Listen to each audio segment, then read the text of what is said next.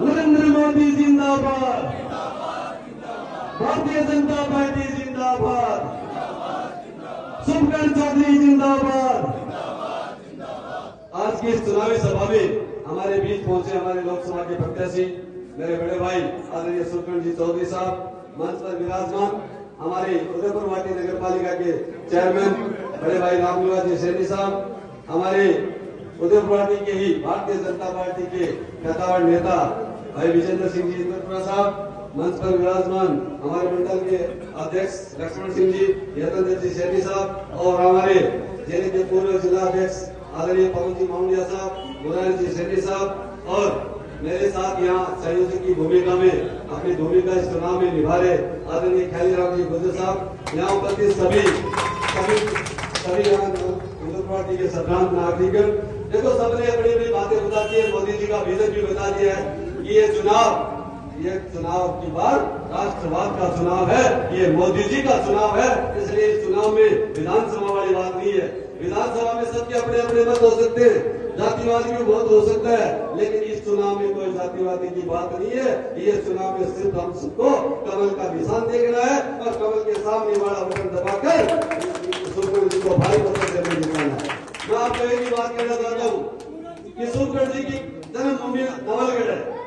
सीधरी इनका गांव है और नवलगढ़ और उदयपुर वाटी इनकी कर्म भूमि है। हम नवलगढ़ वालों ने तय कर लिया है कि जिले में अगर सबसे बड़ी लीड होगी तो वह नवलगढ़ से होगी। लेकिन मेरे साथ ये कि मुझे यहाँ का प्रभारी भी बना दिया गया है, इसलिए मेरी आकांक्षाएं आपसे भी बढ़ती है कि उदयपुर वाटी जो कि यहाँ इनकी कर्म भूमि है, आपके विधायक रहे हैं, आपके बीच रहते हैं, तो आपका दायित्व ज्यादा बढ़ता है कि आप और नवलगढ़ और उदयपुर वाटी के कंपटीशन हो कि उदयपुर वाटी के लोग ये सोचे कि उदय नवलगढ़ से भी बड़ी लीड उदयपुर वाटी से लड़ेगी। और आज सुबह से क्योंकि जो बातें पहले सुन रहे थे, आज सुबह से मैं इनके साथ हूँ दौरे में, और जैसा जनसला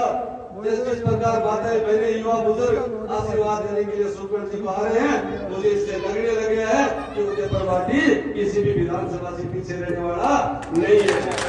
और मेरे युवा साथियों, हम सबको कहना चाहता हूँ कि थोड़े दिन पहले ही विधानसभा का चुनाव संपन्न हुआ है और सब लोग ये सोच रहे हैं कि ऐसे वोट पड़ जाएंगे। मैं कहता हूँ कि 15 दिन का पूरा समय,